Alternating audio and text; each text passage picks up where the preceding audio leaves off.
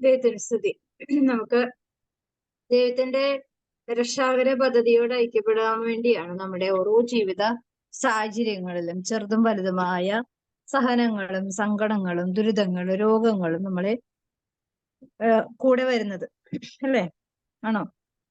ദൈവത്തെ അപ്പോ ഒരു വ്യക്തിക്ക് ദൈവത്തെ ആവശ്യമാണ്. പക്ഷെ ആ വ്യക്തിക്ക് ദൈവത്തെ കുറിച്ചുള്ള വലിയ അറിവുകളോ കഴിവുകളോ ദൈവത്തിന്റെ മഹത്വം ഒന്നും അറിയില്ല. പക്ഷെ ആ വ്യക്തിയിലേക്ക് ഈശോയ്ക്ക് കടന്നു വരുവാനായിട്ട് എളുപ്പമാർഗം ആ വ്യക്തിയുടെ ജീവിതത്തില് ദൈവത്തിന്റെ ഒരു ഇടപെടലുകൾ ആ വ്യക്തിപരമായിട്ടൊന്ന് അറിയാൻ വേണ്ടിയുള്ള അവസരങ്ങളാണ് വ്യക്തമായി ആ വ്യക്തിക്ക് ദൈവത്തെ അനുഭവിച്ചറിയുവാനുള്ള അവസരങ്ങളിൽ കൂടി കിട്ടുന്നത്, അല്ലേ? ആണോ? അതെ അതെ. അതായത് ദൈവാനുഭവം എന്ന് പറയുന്നത് സ്വർഗത്തിൽ നിന്ന് ദൈവം വന്ന് ഭൂമിയിലെ മനുഷ്യരെ കൂടെ നടക്കുന്നു എന്നുള്ളത് തിരിച്ചറിയണമെങ്കിൽ ഒരു അനുഭവം വേണം, അല്ലേ?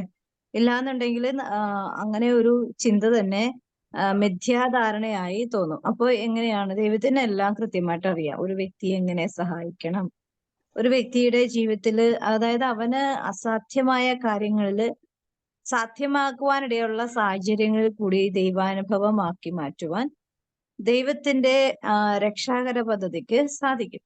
അപ്പോ അനുഭവിച്ചറിയുന്നതും മറ്റുള്ളവരുടെ അനുഭവങ്ങളിൽ കൂടി വരുന്നതും രണ്ടും രണ്ട് തരത്തിലാണ്.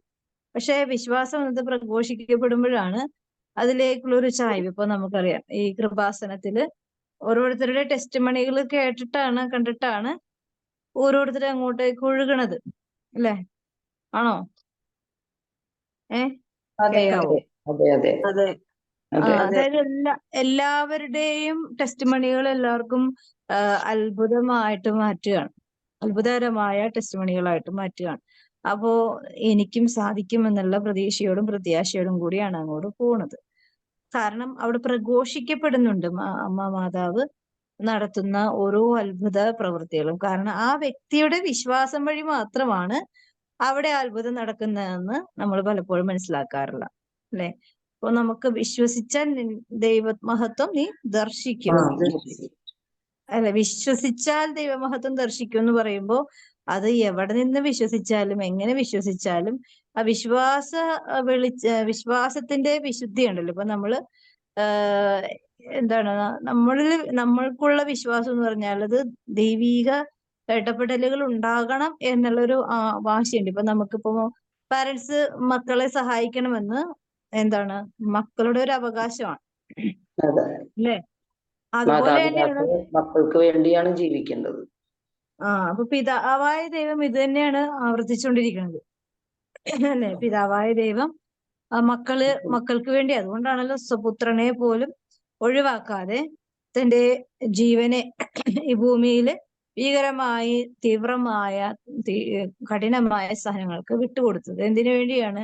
ഒരു മകനെ വിട്ടുകൊടുത്താല് എല്ലാ മക്കളും ദൈവകൃപയിലേക്ക് വരുവാനുള്ള രക്ഷയാണ് ദൈവം പ്രവർത്തിച്ചത്. അപ്പോ ഇത് എന്ത് ചെയ്യണം? നമ്മള് വിശ്വസിക്കാത്ത അവർക്ക് ഇതൊന്നും സാധിക്കില്ല, അല്ലെ? ഇന്ന് ക്രിസ്ത്യാനികള് എന്താണ് കുരിശും എടുക്കും, പിന്നെ വേറെ പലതും എടുക്കും, അല്ലെ? ഓരോ സാഹചര്യങ്ങളും ഓരോ സമയങ്ങൾക്കും സാഹചര്യങ്ങൾക്കും അനുസരിച്ച് സ്വഭാവം മാറിക്കൊണ്ടേയിരിക്കുന്നുണ്ട്. ഇപ്പൊ ഓണം വന്നു കഴിഞ്ഞാൽ ഓണത്തിന്റെ പുറകെ പോവും, പെരുന്നാൾ വന്നു കഴിഞ്ഞാൽ പെരുന്നാളിന്റെ പുറകെ പോവും, കുരിശിന്റെ വഴി വന്നു കഴിഞ്ഞാൽ കുരിശിന്റെ വഴിയിലേക്ക് പോകും. എല്ലാം അങ്ങനെ ഒരു കൂട്ടിക്കുഴച്ചുള്ള ഒരു വിശ്വാസ അവസ്ഥയിലാണ്. ക്രിസ്തുവിന്റെ യഥാർത്ഥ ആ ഒരു സ്ഥാനത്തിന്, പ്രയോറിറ്റിക്ക് യാതൊരു വിലയില്ല. ഇപ്പോ ക്രിസ്മസ് വന്നു കഴിഞ്ഞാല് എന്താ ക്രിസ്മസിന് ശരിക്കും ആഘോഷിക്കുന്ന എന്താണ്? ക്രിസ്തുവിനെയാണോ?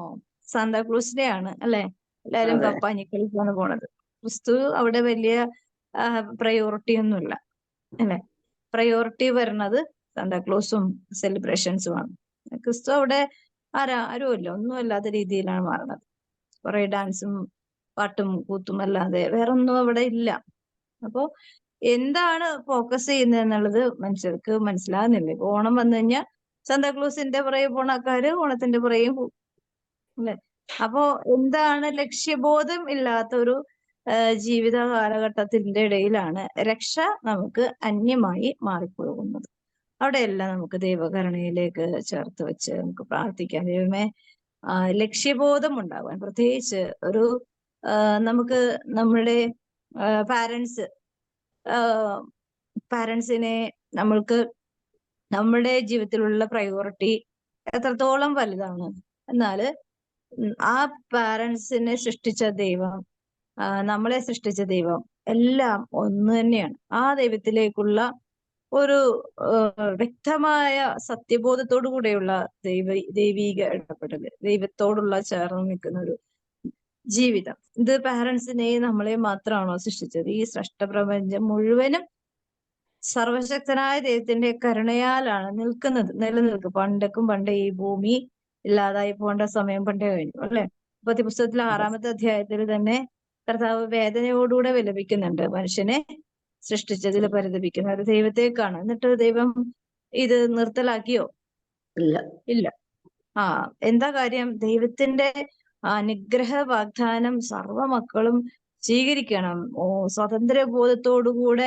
സ്വാതന്ത്ര്യത്തോടുകൂടെ ദൈവത്തിന്റെ അവകാശം വന്നത് സ്വീകരിക്കണം. അപ്പൊ എന്താണ്? മക്കളാണെങ്കിൽ എന്താണ്? അവകാശികളുമാണ്. എന്തിന്റെ? ദൈവിക അവകാശം, സ്വർഗീയ അവകാശം മനുഷ്യമക്കൾക്കുണ്ട്. പക്ഷെ അത് നമ്മുടെ ഇഷ്ടാനുസരിച്ചുള്ള ജീവിതത്തില് അവകാശം നമുക്ക് നഷ്ടപ്പെടുകയാണ്. അതുവഴി പിശാചിനുള്ള അവകാശം, അടിമത്തം നമ്മൾ വഴി അവൻ നേടിയെടുക്കുന്നുണ്ട്. അപ്പൊ ഇത് ഓരോരുത്തരുടെയും വ്യക്തി സ്വാതന്ത്ര്യം എങ്ങനെ ഉപയോഗിക്കണമെന്നുള്ളത്, അതല്ലേ ദൈവം മനുഷ്യരെ സൃഷ്ടിച്ചെന്ന് വിചാരിച്ച് ദൈവം മക്കളുടെ സ്വാതന്ത്ര്യത്തിൽ കൈയെടുത്താറില്ല. കാരണം സ്വാതന്ത്ര്യത്തോടുകൂടെ നമ്മള് ദൈവത്തെ സ്നേഹിക്കണം. പിശാചിന് അങ്ങനെയൊന്നും വലിയ ഭാവമൊന്നുമില്ല. അവന് ദൈവത്തെ മറന്ന് ജീവിച്ചാൽ മതി മനുഷ്യര്. പിന്നെ അവന്റെ ബാക്കിയെല്ലാം അവന്റെ അണ്ടറിലാണ്. അവന് നന്നായിട്ട് അറിയാം. അപ്പൊ അതിന് പ്രൊമോട്ട് ചെയ്യുന്ന പ്രലോഭനങ്ങളെല്ലാം അവനിങ്ങനെ തന്നുകൊണ്ടിരിക്കും. അല്ലിപ്പോ ഈ കഴിഞ്ഞ ദിവസങ്ങളിലൊക്കെ ഒരു തരം വീഡിയോ ആണ് സ്കൂളിലൊക്കെ, പെൺകുട്ടികൾ മിക്സഡ് സ്കൂളിലൊക്കെ +2 വിദ്യാർത്ഥികളുടെ യൂണിഫോം ഒക്കെ തോന്നുന്നു. അങ്ങനെ സ്കൂളിൽ ഇങ്ങനെ പെൺകുട്ടിയും കൂടി നിന്നിട്ട് വേറൊരു പെൺകൊച്ചു വന്നിട്ട് കിസ് ചെയ്യും. ചുണ്ടിലൊക്കെയാണ് കിസ് ചെയ്യണത്. കിസ് ചെയ്തിട്ട് അവര് കണ്ണു തുറന്ന് നോക്കുമ്പോ മുമ്പിൽ നിൽക്കുന്നത് ഒരു ആൺകുട്ടിയായിരിക്കും. ആ ഒരു അവസ്ഥയിലേക്ക് മാറി.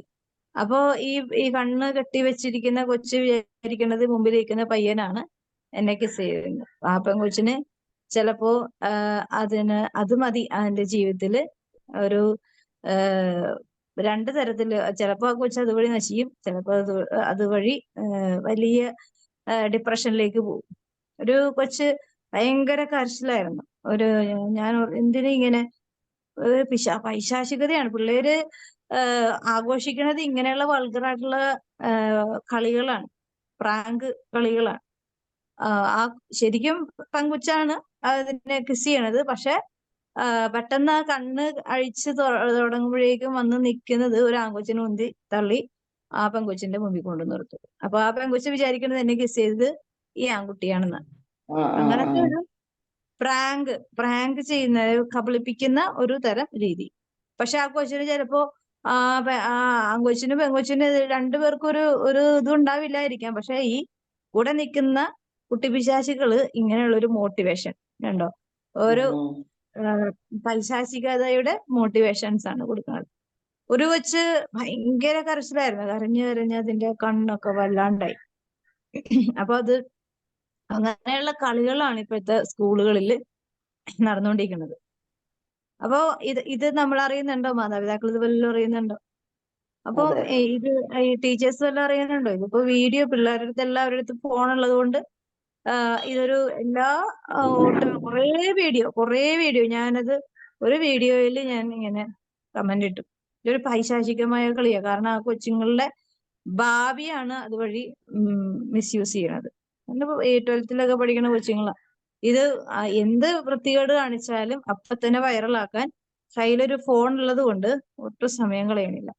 അപ്പൊ അതാണ് ഇന്നത്തെ കാലഘട്ടം. അപ്പൊ അതുകൊണ്ട് രക്ഷ നമുക്കുണ്ട് കൂടെ. പക്ഷെ അതിനെ ട്വിസ്റ്റ് ചെയ്ത് പിശാചിന്റെ കയ്യിലേക്ക് എത്തിക്കുക എന്നുള്ളതാണ് കാലഘട്ടത്തിന്റെ ലോകത്തിൽ ജീവിക്കുന്ന ലോകാരൂപിയിൽ ജീവിക്കുന്ന മക്കളിൽ കൂടി പിശാച് നടത്തുന്ന പ്രവൃത്തി. ഇത് നമുക്ക് വ്യക്തമായ ഒരു ഇത് വേണം. ഇപ്പൊ ഒരാളെ ടച്ച് ചെയ്യുമ്പോൾ, അനാവശ്യമായി ടച്ച് ചെയ്യുമ്പോൾ, ഞാൻ ഒരു ദിവസം ഒരു ഡോക്ടറിനെ കാണാൻ പോയി.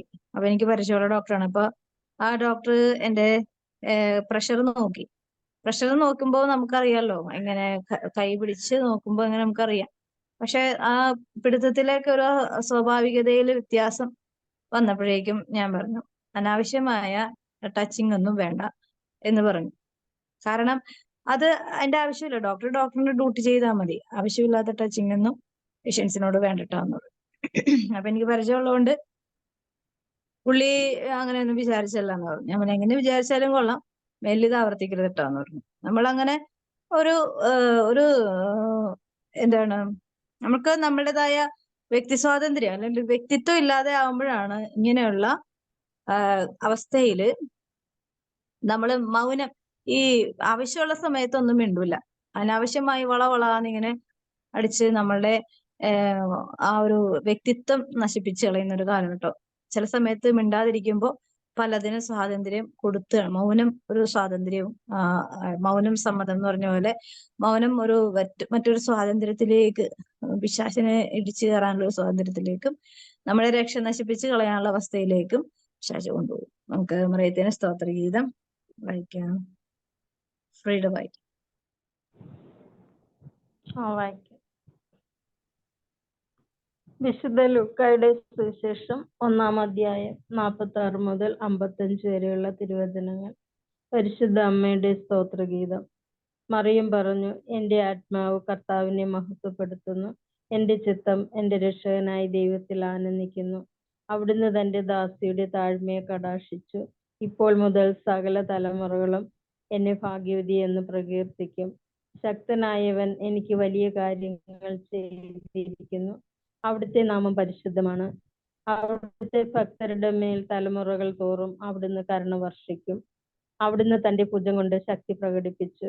ഹൃദയ വിചാരത്തിൽ അഹങ്കരിക്കുന്നവരെ ചിതറിച്ചു. ശക്തന്മാരെ സിംഹാസനത്തിൽ നിന്നും മറിച്ചിട്ടു. എളിയ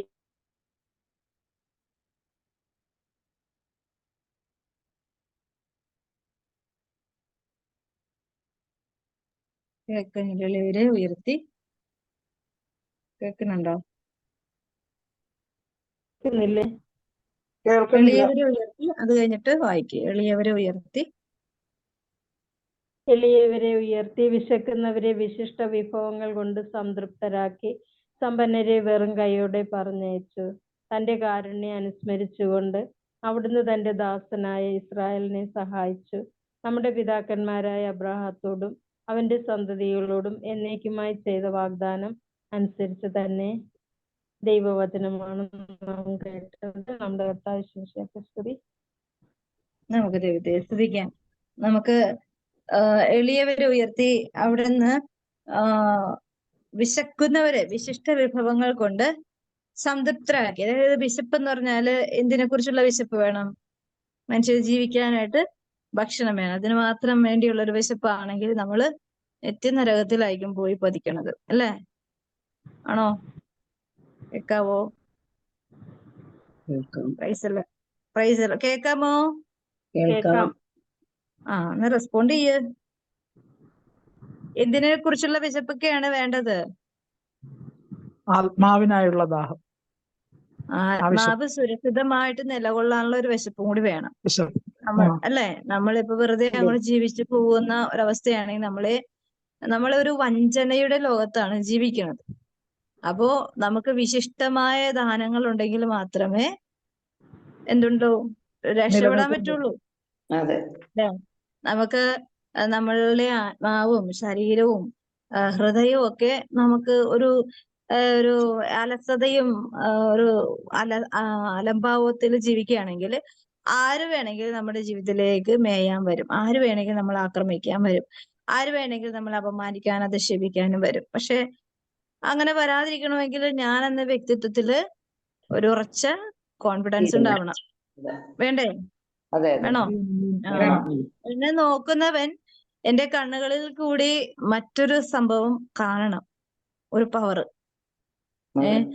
അപ്പോ ഞാനിങ്ങനെ എന്റെ മൂത്ത മോനിങ്ങനെ പ്രാർത്ഥന ചെല്ലുമ്പോ അവൻ എന്തെങ്കിലും കുരുത്തക്കേട് കാണിക്കും.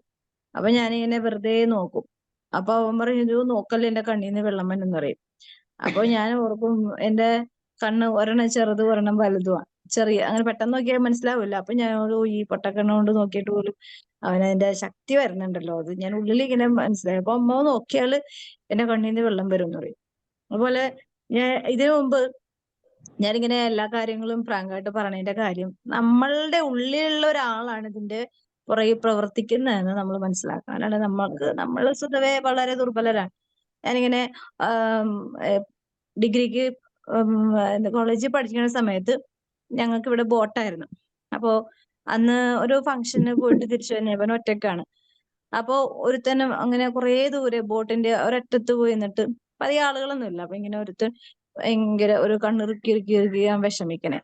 അപ്പൊ ഞാൻ വെറുതെ ഒരു 2 മിനിറ്റ് അവനിങ്ങനെ നോക്കി നിന്നപ്പോഴേക്കും പിന്നെ അവന് കണ്ണ് പോയിട്ട് എന്റെ മുഖത്ത് പോലും നോക്കാൻ പറ്റണില്ല.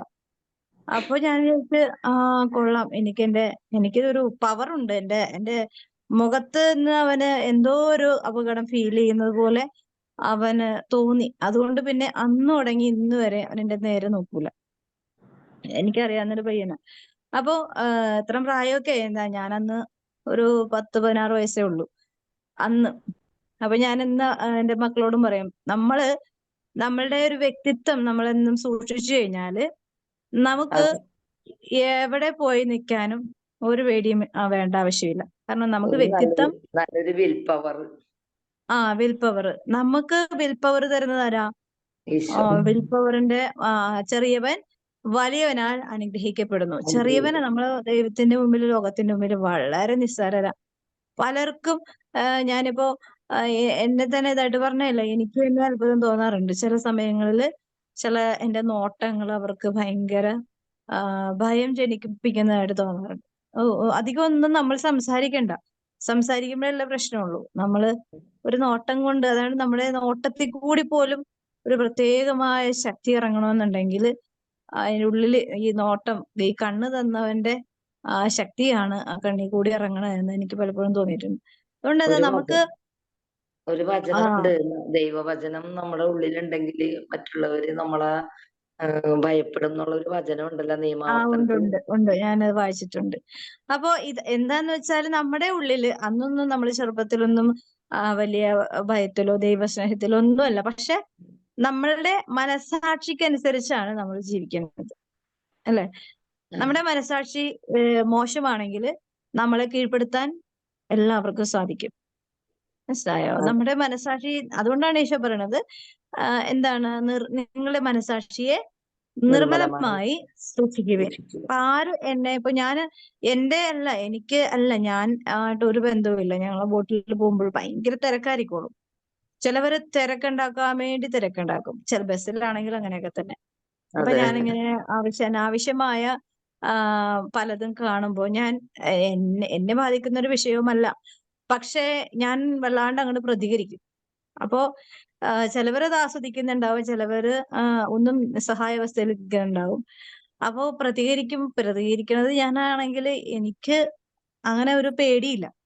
പ്രതികരിച്ച അവസാനം അതിന് ഒരു റിയാക്ഷൻ എടുക്കാനായിട്ട്, അതായത് പലപ്പോഴും സാധിച്ചിട്ടുണ്ട്. അപ്പൊ ഞാൻ ചിലപ്പോൾ നമ്മൾ ഒറ്റപ്പെട്ടു പോകും.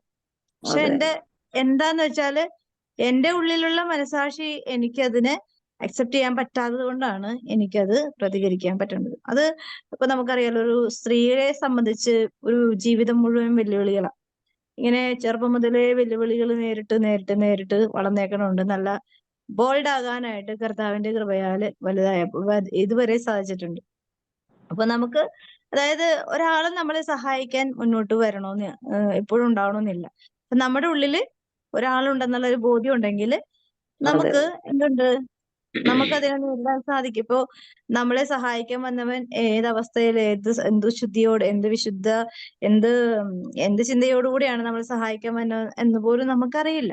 അപ്പൊ അതുകൊണ്ട് പരമാവധി നമ്മളിലുള്ള വിൽ പവർ, കർത്താവിലുള്ള ആശ്രയബോധത്തിൽ കൂടിയാണ് നമുക്കതിനെ നിലനിർത്തുവാൻ സാധിക്കുന്നത്. അപ്പോ അതുകൊണ്ട് നമുക്ക് ഭയമില്ലാതെ ഏതവസ്ഥയിലും മുന്നോട്ട് പോകാനായിട്ട് സാധിക്കും. അപ്പോൾ നമ്മുടെ ഉള്ളിൽ ആൾവാസം ഉണ്ടെങ്കിൽ ആണ് നമുക്കത് സാധ്യമാണ്. നമ്മുടെ ഉള്ളിൽ ആളില്ലെങ്കിൽ നമ്മൾ പലപ്പോഴും ഭയപ്പെട്ടും വിറയലോടും എല്ലാ അവസ്ഥയിലും നിസ്സഹായതയിലും നിൽക്കേണ്ടതായിട്ട് വരും. അപ്പൊ നമ്മുടെ ഉള്ളിൽ ആളുണ്ടാകണം എന്നുള്ളൊരു ആവശ്യം എന്താണ്? അതൊരു വിശിഷ്ടമായ വിഭവമാണ്. മനസ്സിലായോ? വിശിഷ്ടമായ വിഭവം. ഒരു മനുഷ്യനെ സംബന്ധിച്ച് ഏറ്റവും വിശിഷ്ടമായ വിഭവം തൻ്റെ ആത്മാവിലും ശരീരത്തിലും ദൈവത്തിന്റെ സ്വാതന്ത്ര്യം എപ്പോഴും ഉണ്ടായിരിക്കണം. അല്ലെ, ദൈവം എൻ്റെ കൂടെ എപ്പോഴും ഉണ്ടായിരിക്കണം എന്നുള്ള ഒരു വിശിഷ്ടമായ ഒരു ചിന്തയാണ് നമ്മളെ കുറേയും കൂടി ഗ്രേസ് ഉള്ള ജീവിതത്തിലേക്ക് കൊണ്ടുപോകണം. കാരണം ഈ ലോകം ഒരിക്കലും നമ്മളെ താങ്ങാനും കരുതാനും ഒന്നും വരില്ല. അവൻ എപ്പോഴും നമ്മളെ കെണി വെക്കാനും അപകടത്തിലാക്കാനേ അവൻ ശ്രദ്ധിക്കാറുള്ളൂ. നമുക്കിന്ന് ഈശോ നൽകുന്ന തിരുവചന ഭാഗം തന്നെ യെശയ്യാ 12-ാം അധ്യായത്തിലെ 4-ാമത്തെ തിരുവചന ഭാഗമാണ്. രക്ഷയുടെ കിണറ്റിൽ നിന്ന് നീ സന്തോഷത്തോടെ എന്ത് കോരിയെടുക്കും എന്ന് പറയണത്? ജലം കോരിയെടുക്കും. രക്ഷയുടെ കിണർ എവിടെയാണ്? രക്ഷയുടെ കിണറ് രക്ഷ ആരാണ്? നിന്നാണ് ഈശോ ജനിച്ചിരിക്കുന്നത്. രക്ഷ ആരാണ്? രക്ഷ ആരാണ്? യേശുക്രിസ്തു. യേശുവാണ് രക്ഷകൻ. അപ്പൊ രക്ഷകന്റെ കയ്യിൽ എന്തുണ്ട്? ജീവന്റെ ജലമുണ്ട്. ജീവന്റെ ജലം എന്താണ്? പരിശുദ്ധാത്മാവാണ്. ആ പരിശുദ്ധാത്മാവിനെ നമുക്ക് രക്ഷകനെ വിശ്വസിച്ചു കഴിഞ്ഞാല് കോരിയെടുക്കാനുള്ള അവസരം എപ്പോഴും നമുക്ക് കിട്ടും. അല്ലെ, അവന് വിശ്വസിക്കുന്നവൻ അവനോടുകൂടെ മരിച്ചാലും ജീവിക്കും. അല്ലെ, അപ്പൊ രക്ഷകനെ നമ്മൾ അറിയണം. രക്ഷയുടെ കിണർ എന്ന് പറഞ്ഞാല് ദൈവത്തിന്റെ പരിശുദ്ധാത്മാവിന്റെ ശക്തിയാണ്. അല്ലെ, രക്ഷകൻ ആരാണ്? രക്ഷകൻ ഈശോയാണ്. ഈശോയിലുള്ള ആത്മാവാരാണ്? പരിശുദ്ധാത്മാവാണ്. ഈ പരിശുദ്ധാത്മാവിനെ നമ്മള് ഹൃദയത്തിൽ സൂക്ഷിച്ചു കഴിഞ്ഞാൽ നമുക്ക് സന്തോഷമാണോ സങ്കടമാണോ? സന്തോഷമാണ്. അപ്പൊ ഇത് എപ്പോ കോരിയെടുക്കും എന്നാ പറയണത്? സന്തോഷത്തോടെ എപ്പോഴും കോരിയെടുക്കുക. ഇന്ന സമയമൊന്നുമില്ല. ഏത് ടോയ്ലറ്റിൽ പോയാലും ഉറക്കത്തിലാണെങ്കിലും ഏതവസ്ഥയിലാണെങ്കിലും നമുക്കറിയാലേ. നമ്മള് പലപ്പോഴും എനിക്കൊക്കെ കുറെ നല്ലൊരു അനുഭവങ്ങളൊക്കെ കിട്ടണതൊക്കെ ഇങ്ങനെ നമ്മള് ടോയ്ലറ്റിൽ പോകുമ്പോൾ, കുളിക്കുമ്പോ, പാത്രം കഴുകുമ്പോ, അലക്കുമ്പോ അങ്ങനെയുള്ള സമയങ്ങളിലൊക്കെയാണ് എനിക്ക് എന്തെങ്കിലുമൊക്കെ ദൈവിക ചിന്തകൾ കൂടുതൽ. അപ്പൊ ഞാൻ ഈ ഈശോയോട് പറയും, ഈശോയെ ഞാനിപ്പോ ഭയങ്കര ബിസിയാണ്, ഞാൻ പെട്ടെന്ന് മറന്നു പോകും. അപ്പൊ അതുകൊണ്ട് ഇപ്പൊ എന്തായാലും എന്നെ ഇതൊന്നും പറയല്ലേ, എനിക്കൊന്നും ഓർക്കാൻ പറ്റില്ല എന്ന് പറഞ്ഞ് ഏതായാലും ഞാൻ എന്റെ ഭാഷയിൽ ഞാൻ സംസാരിക്കും. പക്ഷെ നമ്മള് റെസ്പോണ്ട് ചെയ്യുന്നു എന്നല്ല. ഇപ്പൊ നമ്മളത് ഒരു കാര്യം കേട്ടു, അത് നമ്മൾ ഗവനിക്കാതെ അപ്പുറത്ത് ആ ചെവി കൂടി കേട്ട് ഈ ചെവി കൂടി കളയണമെങ്കിൽ അത് റെസ്പോണ്ട് ആവില്ല. അപ്പോ രക്ഷകനെ നമ്മൾ കേൾക്കാൻ നമുക്കിപ്പോ ഈശോ പറയുമ്പോ സ്വർഗത്തിൽ നിന്ന് ഇങ്ങനെ നേരിട്ട് വന്ന് പറയല്ല. എങ്ങനെ പറയണത്? ആത്മാവിനാലാണ് നമ്മുടെ ഹൃദയത്തില് ദൈവീക ഇടപെടലുകൾ ഉണ്ടാവുന്നത്. അപ്പൊ ആത്മാവിന്റെ ഇടപെടല് എന്തോ നമ്മുടെ ആത്മാവിനോടാണ് സംസാരിക്കുന്നത്. അതെ, നമ്മുടെ ആത്മാവ് എന്ന് പറഞ്ഞാല് എന്താണ്? കാണാൻ പറ്റാത്തൊരു സംഭവം അല്ലെ. ദൈവത്തിന്റെ ആത്മാവിനെയും നമുക്ക് കാണാൻ പറ്റില്ല. കാണാൻ പറ്റാത്ത രണ്ട് ശക്തികൾ തമ്മിൽ സംസാരിക്കുമ്പോൾ ഈ കാണപ്പെടുന്ന ഈ ശരീരം അതിനെ സപ്പോർട്ട് ചെയ്യണം. അല്ലെ, സപ്പോർട്ട് ചെയ്യുമ്പോഴാണ് അത് നമുക്ക് അനുഗ്രഹമാക്കി മാറ്റുവാൻ സാധിക്കുന്നത്. അപ്പോ ഈ രക്ഷകനുമായിട്ട് ഒരു ആത്മീയ ബന്ധം നമുക്ക് നിലനിർത്താതെ ശരീരം വേറെ ആത്മാവ് വേറെ ആണെങ്കിൽ നമ്മളിപ്പോ ലാറ്റിൻ റീത്തില് ഇന്ന് മുതലാണ് അത് തുടങ്ങുന്നത്. അപ്പൊ ഇന്നലെ ഞാന് നോമ്പുകാല ചിന്തകൾ എന്ന് പറഞ്ഞ ഈശോ കുറച്ചു ദിവസം ഇങ്ങനെ പറയണത് നോമ്പുകാല ചിന്തകൾ ഞാൻ കഴിഞ്ഞ കൊല്ലം ചെയ്തായിരുന്നു. അപ്പോ ഇന്ന് ഈശോ പറഞ്ഞു തന്നൊരു കാര്യം, നോമ്പ് ഉപവാസം എന്ന് പറഞ്ഞാൽ എന്താണ്? ഉപവാസം കൂടെ വസിക്കുക. പക്ഷെ ഉപവാസം എന്ന് പറഞ്ഞാൽ നമ്മൾ മനസ്സിലാക്കിക്കണം എന്താണ്? നമ്മള് ഫാസ്റ്റിംഗ് എടുക്കുക എന്നുള്ളതാണ്. അല്ലെ, ആണോ? ശരിക്കും പറഞ്ഞാല് വസിക്കുക എന്ന് പറഞ്ഞാല് കൂടെ ആയിരിക്കുക എന്നുള്ളതാണ് അല്ലെ. കൂടെ ഉപവസിക്കുക തന്നെ കൂടെ ആയിരിക്കുക. അപ്പൊ ദൈവത്തോടു കൂടെ ആയിരിക്കുമ്പോ നമുക്ക് എന്താണ് ആത്മീയമായ ഒരു ഉപവാസം തന്നെയാണ്. ആത്മാവിന് നമ്മൾ കഴിക്കുന്ന ഭക്ഷണം ഒന്നും വേണ്ട. ആത്മാവ് എപ്പോഴും ഫാസ്റ്റിംഗ് ആണ്. അതെ എന്താ കാര്യം? കർത്താവ് കൂടെയുള്ള ഒരു വ്യക്തിക്ക് ആത്മാവ് എപ്പോഴും ഫാസ്റ്റിംഗ് എടുക്കാനുള്ള സഹായം ദൈവം പ്രദാനം ചെയ്യും. പക്ഷെ ശരീരം സമയങ്ങളിൽ കിടന്ന് കരയും, എനിക്ക് വിശക്കണേ എനിക്ക് വിശക്കണേ എന്ന്. അപ്പൊ അതെ അതെ നമ്മൾ ഭക്ഷണം എടുത്ത് കഴിയും. പക്ഷെ ശരീരം എന്താണ് ഉപവസിക്കുന്നത് എങ്ങനെയാണ്? പരിത്യാഗത്തിൽ കൂടിയാണ് അതെ അല്ലെ. പരിത്യാഗത്തിൽ കൂടിയാണ്. അപ്പൊ നമ്മള് ഇന്നലെ പറഞ്ഞു എന്നൊരു കാര്യം ഉണ്ടായിരുന്നു. അതായത് നമ്മൾ പരിത്യാഗം ചെയ്യാണ്. പരിത്യാഗം ചെയ്യുമ്പോ നമ്മള് നമുക്കിപ്പോ ഭക്ഷണമൊക്കെ നോർമലി എല്ലാവരും പരിത്യാഗം ചെയ്യുമ്പോ പിന്നെ കുറെ രോഗാവസ്ഥയിലൊക്കെ കൂടി വരുന്നുണ്ട്. അപ്പൊ നമുക്ക് ഈശോയ്ക്ക് വേണ്ടി നമ്മൾ രോഗിയാവുക എന്നുള്ളതല്ല. നമുക്ക് പറ്റുന്നുണ്ടെങ്കിൽ ആരോഗ്യം ഓക്കെ ആണെങ്കിൽ എന്തായാലും അത് എടുക്കുക. ഇല്ലാന്നുണ്ടെങ്കിൽ എന്ത് വേണം? ഏറ്റവും ബെറ്റർ ആയിട്ടുള്ള ഒരു ഉപവാസം എന്ന് പറഞ്ഞാല് പരിത്യാഗം എന്ന് പറഞ്ഞാല് നമ്മളെ സ്വാധീനിക്കുന്ന, നമുക്ക് പ്രലോഭനം കൂടുതലായിട്ട് അനുഭവിക്കേണ്ടി വരുന്ന. ഇപ്പൊ ഞാനിപ്പോ ഓർക്കുന്നുണ്ട്, ഞാന് ഇന്റർനെറ്റ് കുറച്ച് കൂടുതൽ ഉപയോഗിക്കേണ്ടതായിട്ട് വരാറുണ്ട് പലപ്പോഴും. ചിലപ്പോ നമ്മളൊരു കാര്യത്തിന് വേണ്ടിയായിരിക്കും ഒരു യൂട്യൂബിന്റെ ചാനൽ എടുക്കേണ്ടി വരുന്നത്. അപ്പോൾ ഞാൻ എന്റെ ചാനലൊക്കെ ശ്രദ്ധിച്ചു വരുമ്പോഴേക്കും വേറെ ഏതെങ്കിലും ചാനലിലോട്ടൊക്കെ പോകും. അപ്പൊ നമ്മളുടെ കൈ ഇങ്ങനെ തോണ്ടി മണിക്കൂറുകൾ എന്റെ പോകാറുണ്ടാവായിരുന്നു. അപ്പോ ഞാൻ ഈശോയോട് പറഞ്ഞത് എനിക്ക് അതിന് ഉള്ള ഒരു തടസ്സം, അതായത് അതിനെ അതിജീവിക്കുവാൻ. അതായത് നമുക്ക് ആവശ്യമുള്ളത് ഉണ്ടാവാം, ആവശ്യമില്ല. ഇപ്പൊ അത്യാവശ്യം ഇല്ലെങ്കിൽ നമുക്കത് ഉപേക്ഷിക്കാവുന്നല്ലേ ഉള്ളൂ.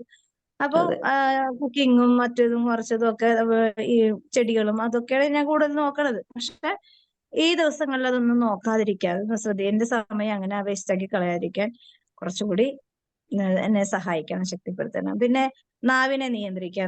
നമുക്ക് ഏറ്റവും വലിയ അപകടകരമായ അവസ്ഥയാണ് നാവിനെ നിയന്ത്രിക്കാൻ ഞങ്ങളെ സഹായിക്കണമേ. ഇതൊക്കെയാണ് ഞാൻ എന്റെ ഫാസ്റ്റിംഗ് ആയിട്ട് ഞാൻ മനസ്സിലാക്കുന്നത്. നമ്മൾ ഭക്ഷണം എന്ന് പറഞ്ഞാല് കർത്താവിനെ പറയുന്നുണ്ട്, ഭക്ഷണം ഉള്ളിലേക്ക് പോയാൽ അത് വിഷമായിട്ടൊന്നും പുറത്തോട്ട് പോരുന്നില്ല അല്ലെ.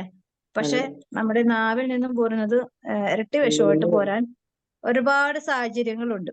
അപ്പോ ഇതൊക്കെ നമ്മൾക്ക് തന്നെ മനസ്സിലാക്കണം, എന്റെ ഭാഗത്ത് നിന്ന് എന്താണ് മാറ്റേണ്ടത്. ഈ ഉപവാസകാലം എനിക്ക് ഒരു അനുഗ്രഹമാണെങ്കിൽ ഞാൻ ഭക്ഷണം ഒരു നേരം കഴിക്കാതിരുന്നതുകൊണ്ട് എനിക്കൊരു അനുഗ്രഹവും കിട്ടാൻ പോണില്ല. നമ്മളത് ചെയ്യുമ്പോ അത് എന്തെങ്കിലും ഒരു ഉദ്ദേശ ലക്ഷ്യത്തോടെ ചെയ്യണം. എങ്കിലും അതിനേക്കാൾ അത് ചെയ്യരുതെന്ന് ഞാൻ ഒരിക്കലും പ്രൊമോട്ട് ചെയ്യുന്നില്ല. അത് ചെയ്യുക എന്നുള്ളത് ഓരോരുത്തരുടെ സ്വാതന്ത്ര്യമാണ്.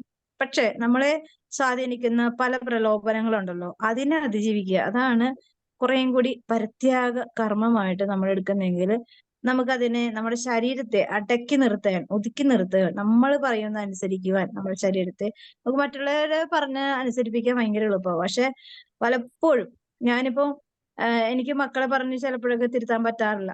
കാരണം ഞാനും എന്തെങ്കിലുമൊക്കെ നോക്കി ഇങ്ങനെ ഇരിക്കും. നോക്കി ഇരുന്ന് കഴിഞ്ഞാൽ ഞാൻ എൻ്റെ കുക്കിങ്ങോ അല്ലെങ്കിൽ ചെടികളോ അതിന്റെ കാര്യങ്ങളൊക്കെ നോക്കും. പിന്നെ ഇടയ്ക്കൊക്കെ എനിക്ക് തമാശയൊക്കെ കേൾക്കണതൊക്കെ ഇഷ്ടമാണ്. അപ്പൊ ഞാൻ അതൊക്കെ കേൾക്കും. പക്ഷെ ഇതുവഴി നമ്മുടെ നഷ്ടപ്പെട്ടു പോകുന്നത് സമയമാണ്. അനാവശ്യം ഒരുപാട് സമയമാണ് നമുക്ക് നഷ്ടപ്പെടും. കാര്യം പറയുമ്പോൾ നമുക്ക് വലിയ പാപമൊന്നും നമ്മൾ ചെയ്യുന്നില്ല. പക്ഷെ നമ്മുടെ സമയം ദൈവത്തിന്റെ മുമ്പിൽ വലിയ വിലയുള്ളതാണ്. അപ്പോ ഇതൊക്കെ നമുക്ക് കൺട്രോൾ ചെയ്യണമെങ്കിൽ നമ്മുടെ വിൽ പവർ ഇതുവഴി ഉപയോഗിക്കണം. ഇത് നോ എന്ന് പറഞ്ഞെങ്കിൽ ഒരിക്കലും അത് കോംപ്രമൈസ് ചെയ്യാതെ, അതായത് നമ്മുടെ ചിന്തകളെ, ബുദ്ധികളെ, കഴിവുകളെ നമ്മൾ നിയന്ത്രിക്കണമെങ്കിൽ നമുക്കൊരു അച്ചടക്കം, നമ്മുടെ ശരീരത്തിൽ തന്നെ അച്ചടക്കം വേണം. അപ്പോ അതിനു വേണ്ടി നമ്മൾ ഈ പരിത്യാഗം എടുക്കുമ്പോൾ നമ്മളിൽ തന്നെ ഒരു പ്രത്യേകമായ, ഞാൻ ഒരു വർഷം ഞാൻ അങ്ങനെ ചെയ്തായിരുന്നു. ഭയങ്കര സുഖമായിരുന്നു. ഞാൻ ഫോണൊന്നും അധികം ഉപയോഗിക്കാതെ ഭയങ്കര ഒരു റിലാക്സേഷൻ കിട്ടി. പക്ഷെ അത് കഴിഞ്ഞിട്ട് പിന്നെ അങ്ങനെ എടുക്കാൻ പറ്റില്ല. ഞാൻ ഈ പ്രാവശ്യം അങ്ങനെയാണ് പറഞ്ഞത്. ഞാനിപ്പോ എന്റെ ഒരു കാര്യം പറഞ്ഞതാണ്. നമുക്ക് ചൂടാൻ പറ്റാത്ത ചില സാഹചര്യങ്ങൾ ഉണ്ടാവും. അതൊക്കെ കർത്താവിന്റെ സ്നേഹത്തെ പ്രതി ഈ നോമ്പ് കാലത്ത് ഒഴിച്ചുകൂടെ. അപ്പോ അതില് നമുക്ക് ഒരു കാര്യം വേണം, പ്രത്യേകിച്ച് ഉപവാസം എന്ന് പറയുമ്പോൾ 2 കാര്യങ്ങളാണ്. ഒന്ന് ദൈവസ്നേഹം വേണം, 2 ദൈവഭയം വേണം അല്ലെ. ഇത് രണ്ടും ഇല്ലാതെ നമ്മൾ ഉപവാസം എടുക്കുന്നതിൽ ഒരർത്ഥവും ഇല്ല എന്നതാണ് ചിന്തകൾ തന്നത് നോമ്പുകാരൻ. അതായത് ദൈവസ്നേഹവും ദൈവഭയവും ഇല്ലാതെ നമ്മൾ ആർക്ക് വേണ്ടിയാണ് ഉപവസിക്കുന്നത്? നാട്ടുകാർക്ക് വേണ്ടിയോ, ലോകത്തിന് വേണ്ടിയോ? ഒരാവശ്യമില്ല. അങ്ങനെ ചെയ്യുന്നതുകൊണ്ട് ഒരു ഉപകാരവും ഇല്ല. അപ്പൊ നമ്മൾ ചെയ്യുന്ന കാര്യങ്ങൾക്ക് ഒരു വ്യക്തത വേണം. എന്റെ ആത്മാവും എന്നിൽ കൂടി രക്ഷപ്പെടേണ്ട ആത്മാക്കളുടെ ഈ ഉത്തരവാദിത്ത ബോധത്തോടു കൂടെയാണ് ഞാൻ ഈ പരിത്യാഗം ചെയ്യുന്നതെങ്കിൽ അതുവഴി എനിക്ക് ഈസി ആയിട്ട് അത് നടപ്പാക്കും, നമ്മുടെ ഉദ്ദേശം നടപ്പാക്കുവാൻ സാധിക്കും. അതെല്ലാവരും ആ ഒരു ഉദ്ദേശത്തോടെ എല്ലാവരും ചിലപ്പോ ഈ നോമ്പുകാലം ഇന്ന കാര്യം നടക്കാൻ വേണ്ടി ഞാനിത് ചെയ്യുന്നു എന്ന് പറഞ്ഞിട്ടൊക്കെ ആയിരിക്കും ചെയ്യുന്നത്. പക്ഷെ അതൊരു ബാഹികമായ ഒരാവശ്യമോ ഒരവസ്ഥയോ ആവും. പക്ഷെ അതിൽ ദൈവം കരുണ കാണിക്കും. പക്ഷെ ആത്മീയതയിലേക്ക് കുറെ ഒരു പടിയും കൂടി കയറണമെന്ന് ആഗ്രഹമുള്ള ആളുകള് എന്ത് ചെയ്യണം? സ്വയം പരിത്യാഗം, സ്വയം ആത്മശുദ്ധിക്കും ശരീരവിശുദ്ധിക്കും ഒക്കെ ചെയ്യേണ്ട കുറച്ചുകൂടി ഒരു ആഗ്രഹത്തോടെ കൂടുതൽ വിശപ്പും ദാഹമുള്ള ആൾക്കാരൊക്കെ ചെയ്യുന്ന ഒരു കാര്യമാണ് സ്വയം കൺട്രോളിങ്, നമ്മുടെ ശരീരത്തെ ചിന്തകളെയൊക്കെ കൺട്രോൾ ചെയ്യാനായിട്ട് ഈ നോമ്പുകാലം കുറച്ചുകൂടി. അപ്പോ നമ്മൾ ചെയ്യുമ്പോൾ അവിടെ ദൈവസ്നേഹത്തിന് നമ്മളത് ഒരു പ്രതിജ്ഞ എടുത്തിട്ട് നമ്മളത് ഫോളോ അപ്പ് ചെയ്യുന്നില്ലെങ്കിൽ നമുക്ക് ദൈവത്തിന് കൊടുത്ത വാക്കിനൊരു വിലയില്ല.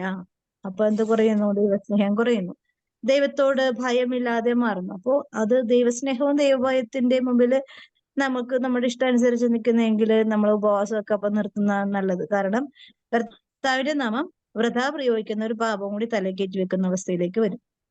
അപ്പൊ നമ്മൾ ചെയ്യുന്നത് ഏറ്റവും ചെറിയൊരു കാര്യമാണെങ്കിലും അത് വിശ്വസ്തയോടുകൂടി നോമ്പുകാലം അവസാനിക്കുന്ന സമയം വരെയെങ്കിലും നമുക്ക് ലോകത്തെ നമുക്ക് അടക്കി ഒതുക്കി നിർത്താൻ ഭയങ്കര എളുപ്പമാണ്. നമ്മുടെ മക്കളെ നമുക്ക് പറഞ്ഞു നിർത്താം. പക്ഷെ നമ്മളിലേക്കൊന്ന് നോക്കി പല കാര്യങ്ങളും നമുക്ക് ഇപ്പോഴും അത് ഫോളോ ചെയ്യാൻ പറ്റിയിട്ടില്ല. ഞാൻ എൻ്റെ കൂടി കാര്യമാണ് പറയണത്. പല കാര്യങ്ങളും നമുക്ക് നോ എന്ന് പറഞ്ഞിട്ടാണെങ്കിലും പലപ്പോഴും അത് നമ്മൾ കണ്ടിന്യൂ ചെയ്തുകൊണ്ടിരിക്കുന്ന ഒരുപാട് പാപാവസ്ഥകളുണ്ട്. അതെല്ലാം നമുക്ക് അത് കൺട്രോൾ ചെയ്യണം. നമ്മുടെ പരിധിയിൽ, നമ്മുടെ ചിന്തകളിൽ, നമ്മുടെ അധീനതയിൽ വരുത്തണമെങ്കിൽ എന്ത് വേണം? രക്ഷകനുമായിട്ടുള്ളൊരു ബന്ധത്തില് പരിശുദ്ധാത്മാവിന്റെ സഹായം എപ്പോഴും വേണം. പരിശുദ്ധാത്മാവ് നമ്മളെ സഹായിച്ചില്ലെങ്കിൽ നമ്മൾ പിന്നെ വീണ് പോകും. അതുകൊണ്ടാണ് എപ്പോഴും കോരിയെടുക്കണമെന്ന് പറയുന്നത്. എപ്പോഴും കോരിയെടുക്കണം. ഇതില് വാക്ക് അങ്ങനെയില്ല. രക്ഷയുടെ കിണറ്റിൽ നിന്ന് സന്തോഷത്തോടെ ജലം കോരിയെടുക്കുന്നു മാത്രമേ ഉള്ളൂ. പക്ഷെ എപ്പോഴും വേണം, എപ്പോഴും ആഗ്രഹിച്ച് കോരിയെടുക്കണം. അപ്പോഴാണ് ഈ 4-ാമത്തെ വചനം ഇങ്ങനെ പറയുന്നത്, ആ നാളിൽ നീ പറയും, കർത്താവിന് നന്ദി പറയുവിൻ, അവിടുത്തെ നാമം വിളിച്ചപേക്ഷിക്കുവിൻ, ജനതകളുടെ ഇടയിൽ അവിടുത്തെ പ്രവൃത്തികൾ വിളംബരം ചെയ്യുവിൻ, അവിടുത്തെ നാമം ഉന്നതമാണെന്ന് പ്രഘോഷിക്കുവിൻ, കർത്താവിന് സ്തുതി പാടുവിൻ. അപ്പൊ ഇതെല്ലാം എന്താണിത്? എനിക്ക് സാധിക്കാത്ത കാര്യങ്ങള് ദൈവകൃപയാൽ എനിക്ക് നേടിയെടുക്കുവാൻ സാധിച്ചെങ്കിൽ ഞാൻ എപ്പോഴും നിങ്ങളോട് പറയണത് അത് തന്നെയാണ്. എന്നെ സംബന്ധിച്ച് എനിക്ക് ഒരാളെ സ്നേഹിക്കാനോ ഒരാളുടെ മുമ്പിൽ ചെറുതാകാനോ ഒക്കെ ഭയങ്കര പ്രയാസമുള്ളൊരു കാര്യമാണ്. പക്ഷെ ഈ കിണറ്റിൽ നിന്ന് ഈ വെള്ളം കോരിയെടുക്കാൻ തുടങ്ങിയാണ് എനിക്ക് പലതിനെയും എനിക്ക് സാധിക്കും എന്ന് മനസ്സിലാക്കാൻ തുടങ്ങിയത്. അപ്പോ ഇത് തന്നെയാണ് ഈശോയും ആഗ്രഹിക്കുന്നത്. പരിശുദ്ധാത്മാവില്ലാതെ നമുക്ക് നമ്മളെ തന്നെ കൺട്രോൾ ചെയ്യാൻ ഭയങ്കര പ്രയാസവും. അപ്പൊ ഇന്ന് കോരിയെടുത്ത് നാളെ വേണ്ട മറ്റൊന്ന് എടുക്കാന്ന് വിചാരിച്ചു കഴിഞ്ഞാൽ നാളെ കോരാൻ പറ്റുന്ന വേറെ ആളായിരിക്കും. അപ്പൊ നമ്മുടെ ആദ്യത്തെ കോരി വെച്ചിരിക്കുന്നതും കൂടി ചോർന്നു പോകും. അപ്പൊ എല്ലാ ദിവസവും അതിനു വേണ്ടിയുള്ള ഒരു ആവശ്യം, ദാഹം, ഒരു പരിശ്രമം എപ്പോഴും ഉണ്ടെങ്കിൽ നമുക്ക് എന്ത് ചെയ്യാൻ പറ്റും? ഒരാളും അനാവശ്യമായിട്ട് നമ്മുടെ കിണറ്റിൽ നിന്ന് വെള്ളം കോരിയെടുക്കാൻ വരില്ല. നമുക്ക് തന്നെ ആ വെള്ളം ഉപയോഗിച്ച് നമ്മുടെ ജീവിതത്തെ സംരക്ഷിക്കുവാൻ സഹായിക്കാൻ വരും. അനാവശ്യമായി ആരും വന്ന് നമ്മുടെ കിണറ്റില് വെള്ളത്തില് അഴുക്കിടാനോ അല്ലെങ്കിൽ വെള്ളം മോശമാക്കി നമുക്ക് ഉപകാരപ്പെടാത്ത വിധത്തിലാക്കി വെക്കാനോ ആർക്കും അനുവാദമില്ലാത്ത വിധം നമ്മുടെ ആ ഒരു വിശ്വസ്തതയും വിശുദ്ധിയും വഴി നമ്മളിലേക്ക് ആരെങ്കിലും വന്നാൽ എന്താണ്? ആരാ സംരക്ഷിക്കേണ്ടത്?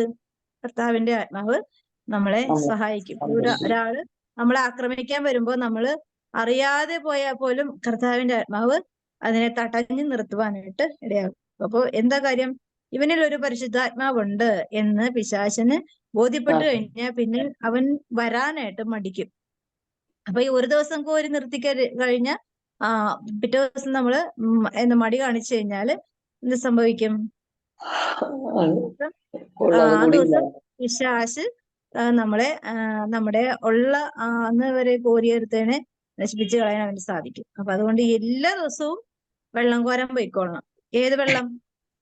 ജീവജലം. കർത്താവിന്റെ രക്ഷയുടെ ജീവജലം കർത്താവിന്റെ കിണറ്റിൽ നിന്ന് കോരിയെടുത്തോളണം. കിണർ എവിടെയാ? പരിശുദ്ധ കുർബാനയിൽ നിന്നും കുർബാനയിൽ. കോരിയെടുക്കണം അല്ലേ? അപ്പൊ അത് അതെ.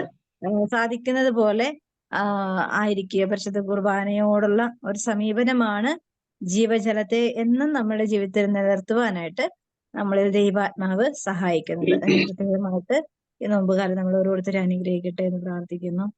ഈശോയുടെ തിരുഹൃദയത്തിൽ കാര്യം